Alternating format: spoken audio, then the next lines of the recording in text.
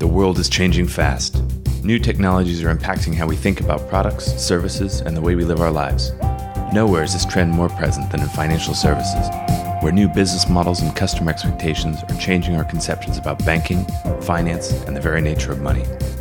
Welcome to Rebank, a visionary podcast about banking, fintech, and the future. The future of banking is here. Hello and welcome to Rebank. I'm your host, Will Beeson.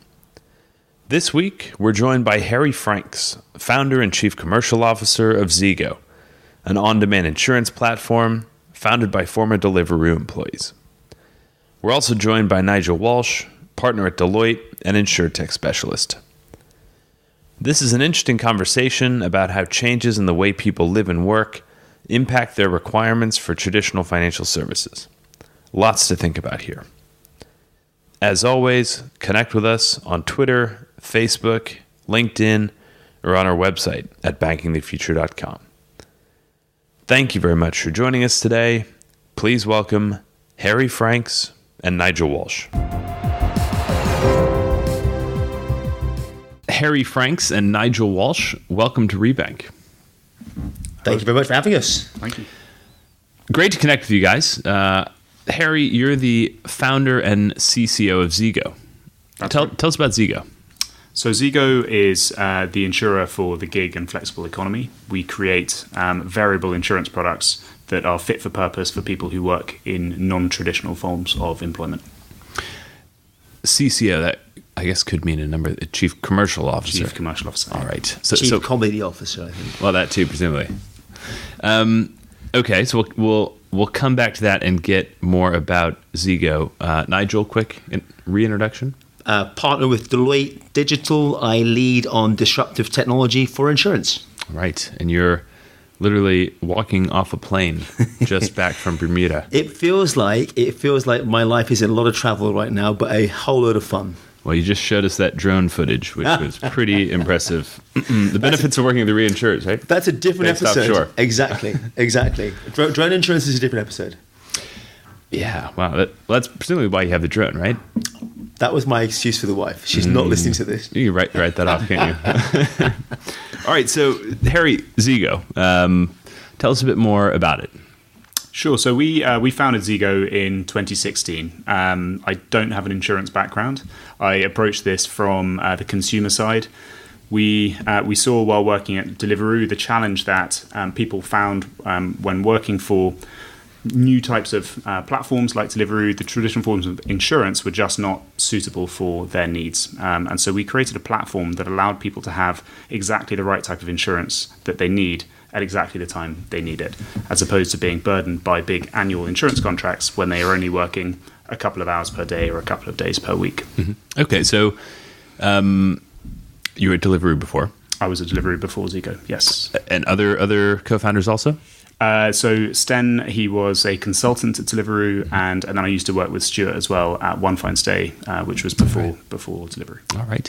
So I'm just thinking about kind of the dynamics of it. Are we talking specifically about Deliveroo type drivers, Uber type drivers? Are we talking about freelancers in general, and what sorts of insurance products are they accessing?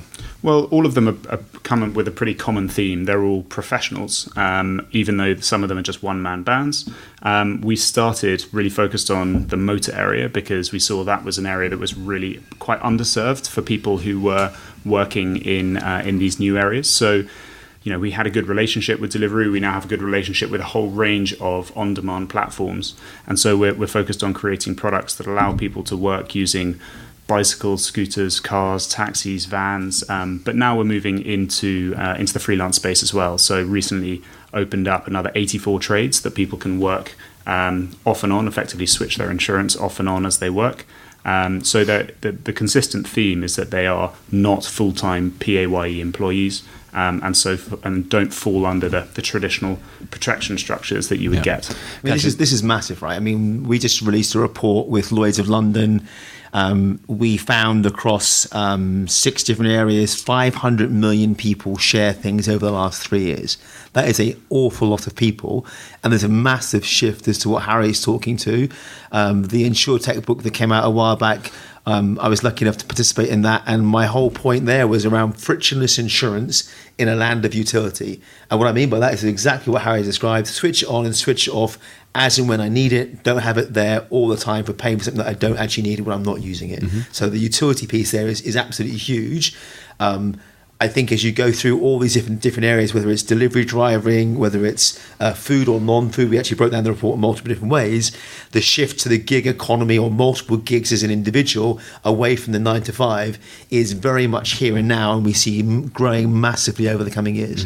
So, Harry, I mean, just kind of bringing this home, making it tangible. If you think about the Deliveroo driver, what insurance policy are they accessing via Zego?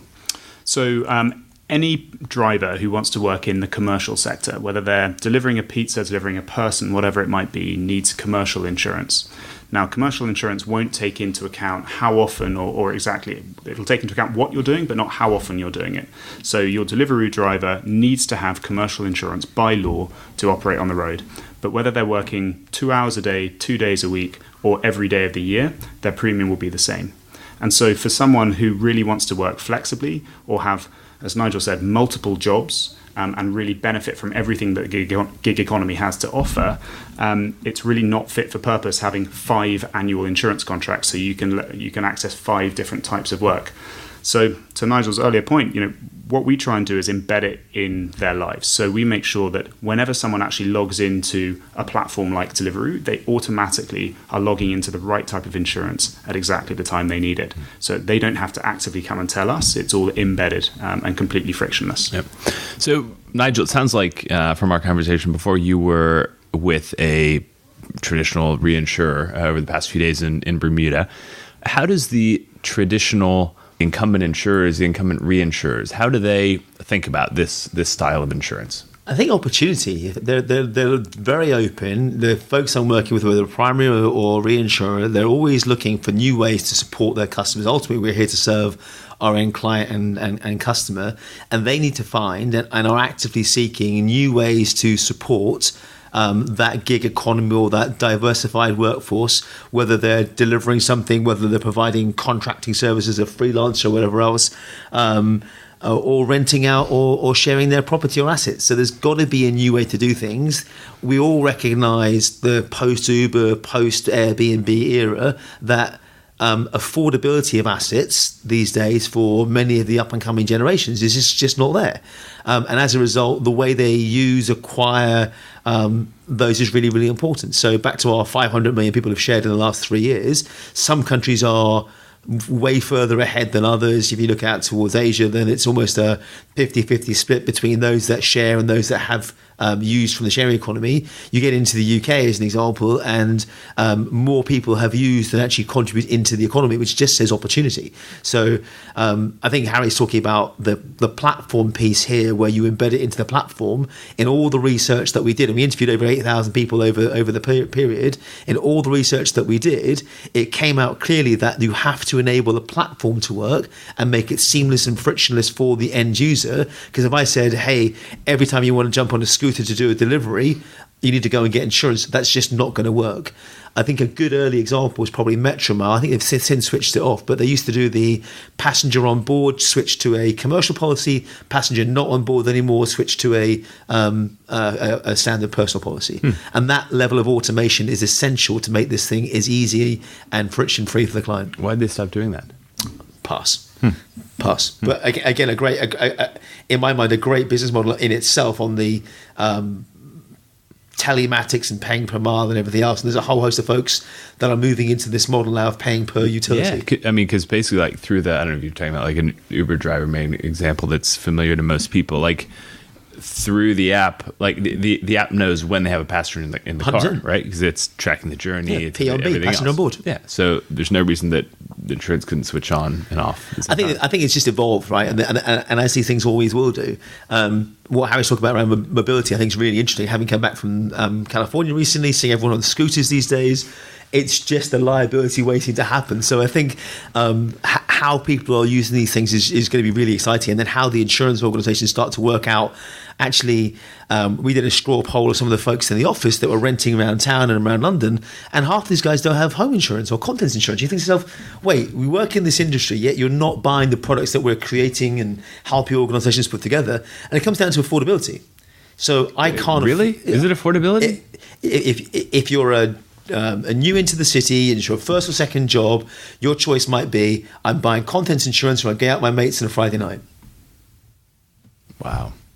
So that's like a level of budgeting that's just beyond me. Right, but I would have thought that it's more like, oh, nothing's going to happen. I'll do it next week, sort of thing, like that sort of reason. And I think the next reason, I don't know what you see, Harry, but I think the next reason is probably around the fact that we don't know or are not really in tune with what would happen if. So if it all burnt down, where do you start? I've got to buy everything again. And Sarah and I spoke about this on the InsurTech Insider podcast a while back. It is down to a level of information and insight or education as to what is and what isn't covered. So I'd love to do a straw poll. Maybe I go do it. For those that are renting in London today and it's their first rental or second rental, how many folks have or believe have enough assets that they want to go and get covered from stuff on? But I think you have to be quite careful, because if you start to try and market through fear and say, what happens if you don't have this, then it almost it increases this negative perception of insurance generally. You'll find that people generally find insurance as a grudge purchase.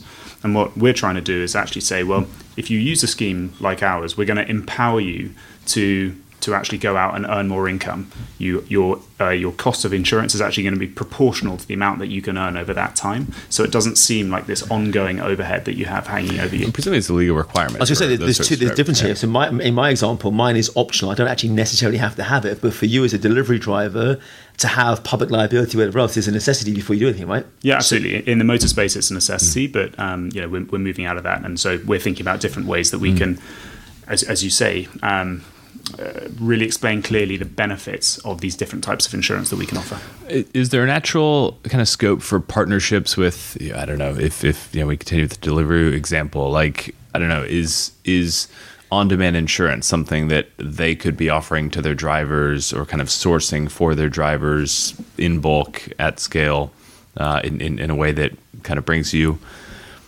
a package of clients? Well, I think in some ways, the way to think about it is platforms, of which Deliveroo is one, they don't employ their drivers. Now, that's their business model, but as a result, you don't want to get too close to a driver and start offering them too many benefits, because ultimately they are not an employee. They don't fall under that traditional PAYE structure.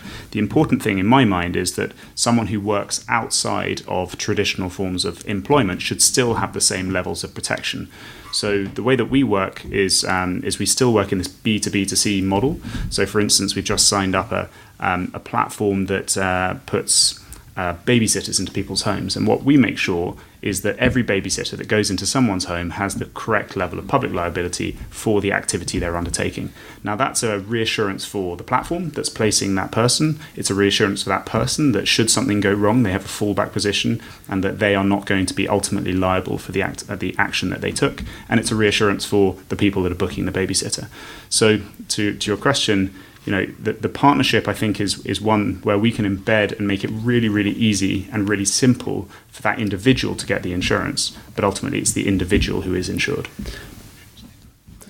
Nigel, quick question for you real quick, because it actually came up in conversation for me recently with kind of a fintech and insurtech VC friend.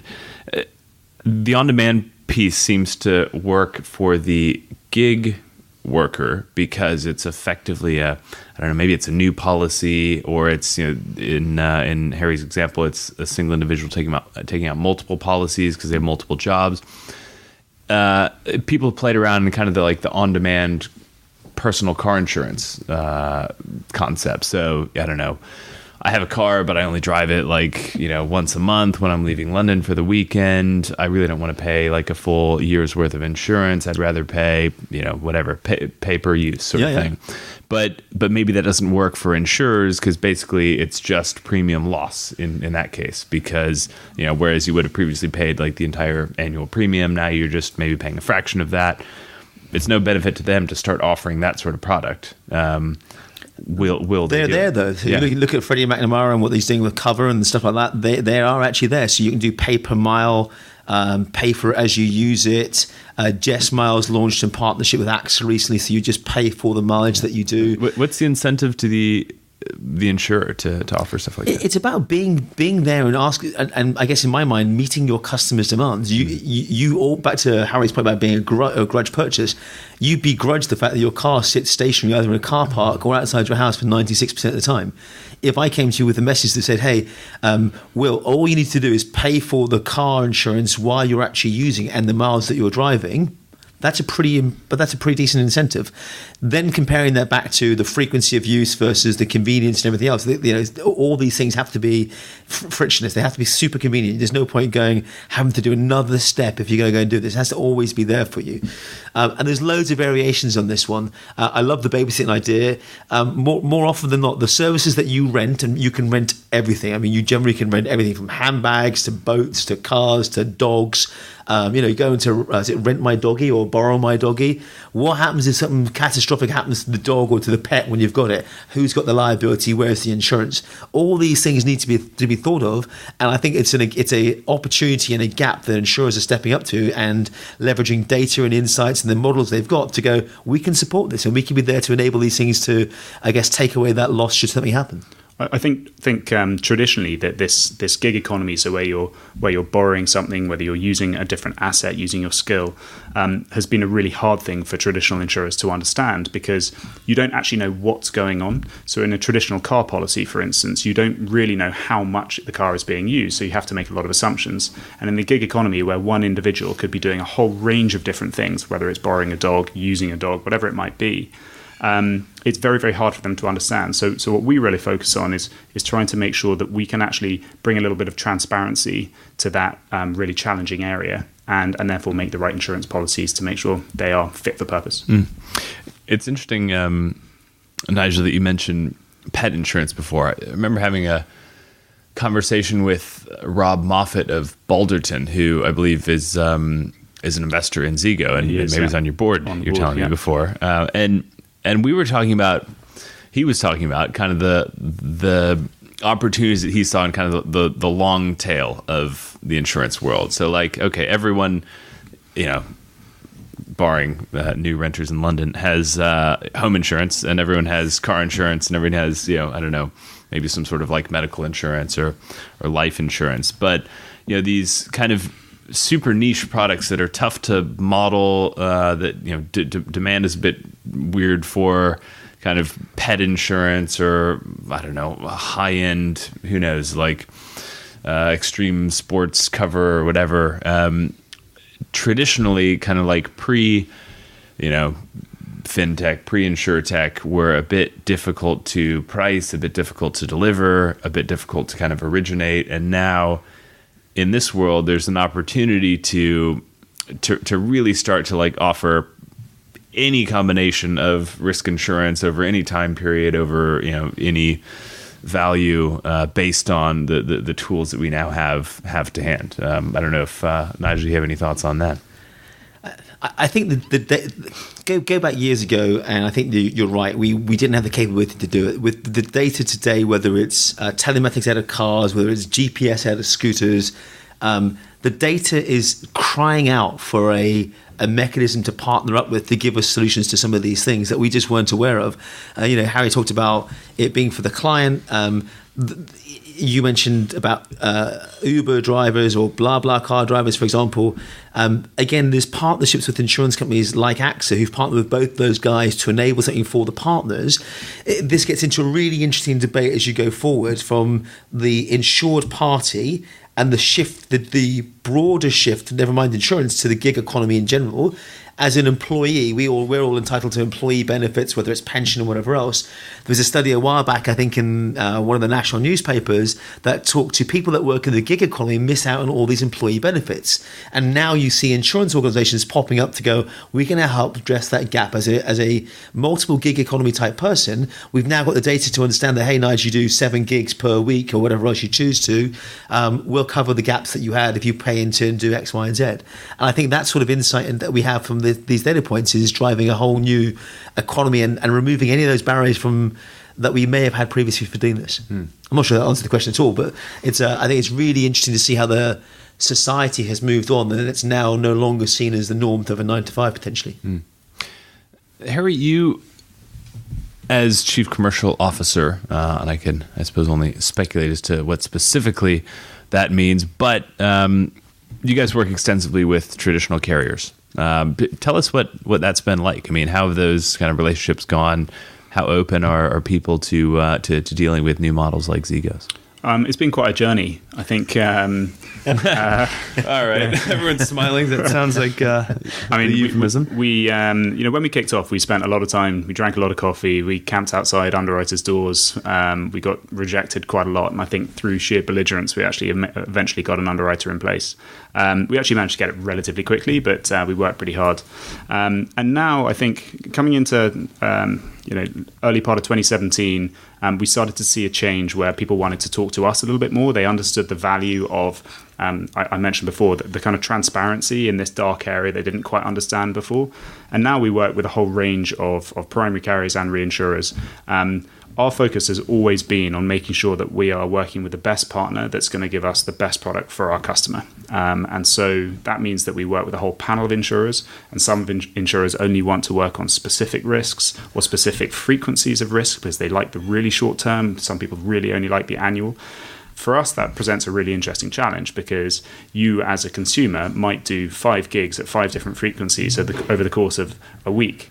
And actually, you might have 5 different insurers during that same period. So we've got to have a system that allows us to sell you a policy for a minute or a year with the same ease and as you said, orchestrated, right? It's got to be so frictionless, but actually that's going to line up a whole load of different insurers to cover all the liabilities that you are that are posed based on the work. You can always call it micro insurance, right? At the end of the day, because it's micro. You're insuring micro moments or micro things at any one point in time, and as a service organisation to the mobility world, you're here as an orchestrator bringing those things together to make sure that I get what I need. Yeah, absolutely. I mean, when we started with hours. Actually, we're going to be launching in Spain shortly, and that's going to be, for one of our products, 1 cent a minute. And that's because the nature of the work is so fractional that we've got to have policies that match it. When I hired a scooter, it was like whatever it was to unlock it, and then 15 cents a minute. So or I think it was 15 cents a minute, but that's an exact example of where you could go actually apply the insurance to this as you're riding. Absolutely. Well, you'd be cross if you did your scooter trip and you were only riding for 15 minutes, but you paid for a day's insurance, and that would have been down to the fact that even Will's now nodding for the record here. The legacy system meant I can only calculate things by the day. That's just. So what's the biggest barrier then from the insurance companies doing this themselves? I think, we've got a team now of 56. About over a third of that is tech. Yep. And it's a really, really strong, high-quality tech team. And I've spoken to a lot of insurance companies about the challenges of high-quality tech teams and the sorts of, dare I say it, really up-to-date tech teams working in traditional insurance. So you're unbound by legacy. We're unbound by legacy in its simplest terms. Yep. And I think it's also, we're going after a whole range of different niches. The speed that we're able to execute, for instance, we launched a new product in 2 days when we saw an opportunity in the market. And that gives us an ability to really move with this massively changing. The gig economy 2 years ago when we started is so different to where it is today. And we've got to think about how we become more embedded as opposed to being a standalone carrier, a standalone provider. So I think it's our ability to move quickly based on a really quality tech team. And equally, your cost of moving quickly in 2 days versus a traditional carrier of 6 to 9 months to launch the same product, your cost of going, let's launch it, and if it doesn't work, we'll turn it off again, is brilliant, right? Well, I think that's cultural. You don't have to put in a big change request. You don't have to go through huge amounts of governance. We sit down in a room, put our heads together and say, we're going to go for this. What would it take? How can we do it? Correctly but scrappily, and I think that's the way that we've always. And in defence of my friends at the big insurance companies, I think a lot of them have made generally significant moves to be agile, and I mean agile in terms of fleet of foot, and get things done quickly. It doesn't prohibit you though in terms of they are sometimes or often bound by legacy. So I've got an article I've been sitting on that I've been half written for I think 6 months now. That you've just answered again. Delivery. It's bad. I keep thinking about it going, I must finish this. But it all comes back down to, is every insurtech solving the core system challenge? Because I think every time I go and see or meet a new organization, they've addressed the thing that's the slowest common denominator, which is typically the core system. Yep, the core system. And if the core system can't deliver the product that is ultimately needed by the consumer, and so is creating even a slick system that delivers an annual insurance contract into people that only want insurance by the hour, is not going to be sufficient. So it needs to be slick and efficient, and it also needs to be able to be tailored to the exact needs of the client. Does your speed of new product development and deployment have anything to do with kind of who's actually kind of bearing the risk behind these policies? Yeah, absolutely. Some carriers are much better than others. We don't hide that. Some have given us a really good run into some new products, and some collectively we found have just been really, really hard to work with, and we've had to walk away from a few others. I'm always open to having as many conversations as possible with as many carriers, but we certainly have our favourites. Yeah, and I think you'll see, Will, if you look to the market, you'll see certain carriers have a certain attraction to certain markets. I mentioned AXA a few times. Yeah, but they've gone into mobility. I think you look at what Munich Re are up to, for example, and the sharing economy in general, and what they're supporting. I think in that area, I think it's quite interesting, right? So they seem to have they seem to have a bias or flavour based on what they understand and what they're doing. And there's some really good examples of what the carriers are up to, I think. Yeah. So Nigel, you recently published this report together with Lloyd's of London, which you mentioned before. Can you tell us a bit about it? Yeah, we worked with Lloyd's on this. We went to market. We went across, I think, 6 different geographies, interviewed over 8,000 people, and we wanted to understand the impact of the sharing economy the impact and the opportunity of the sharing economy for insurers out there. And it's hard, right? Because the definition alone is quite difficult. What do you mean by sharing economy? What do you mean by gig economy?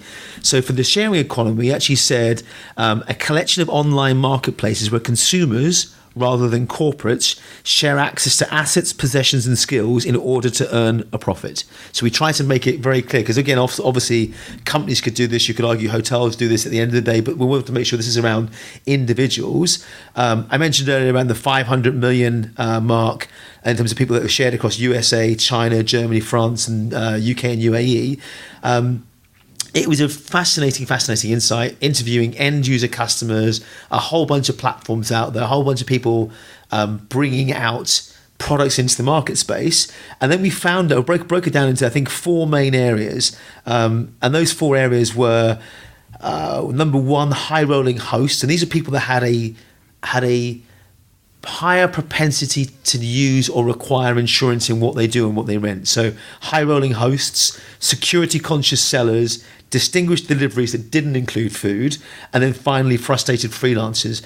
I'll pick on one of those guys. So frustrated freelancers, as a contractor working into a big FTSE 100 PLC, have you got all the right coverages in place, whether it's public liability or in this instance cyber, that would protect you should anything go wrong? And you just have to look at some of the reports in the national press or international press that talks about sometimes the weakest link into an organization might be the contractor or a different route rather than the corporate IT systems or whatever else. So this is making sure that you as the individual have all the necessary protections on both sides of the fence to say, I'm going to hire Bob, and we know that we've got the right protection and Bob's got the right protection for him to operate in our environment.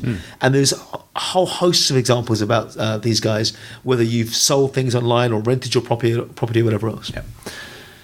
Well, we'll link to that in the show notes so everyone can find it. Thank you very much. Fascinating report.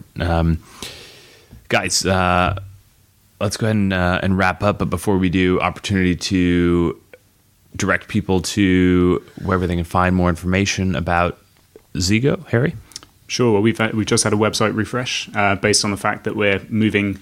We've been very firmly focused on gig, and now we're moving much more into the commercial space as a whole. So you can go to zego.com and get in contact with us anytime. Great. Nigel, connect with you. And I'm on Twitter far too often, so Nigel Walsh on Twitter or on Deloitte.co.uk. Excellent. Harry Franks and Nigel Walsh, thank you very much for joining us. Thank you. Thank you. Thanks for tuning into Rebank. If you like today's show, reach out. Follow us on Twitter at Rebank Podcast and join the conversation. For more on banking, fintech, and the future, check out our regular content at www.bankingthefuture.com.